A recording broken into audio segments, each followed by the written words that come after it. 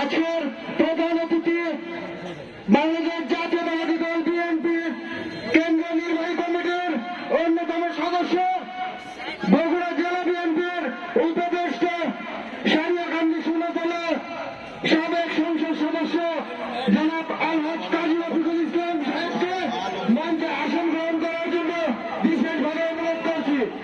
মঞ্চে আসন গ্রহণ করার জন্য বিশেষভাবে অনুরোধ করছি।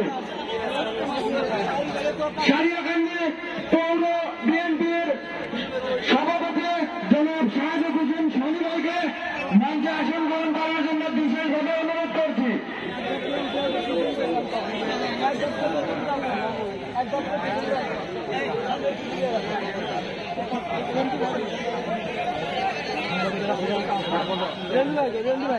সারিয়াকান্দি উপজেলা বিএনপির সাবেক সভাপতি জনাব কাজী মনির মোহাম্মদ জেন্টু ভাইকে মঞ্চে আসন গ্রহণ করার জন্য বিশেষভাবে অনুরোধ করছি। সবার পুরোটাই দেখবে।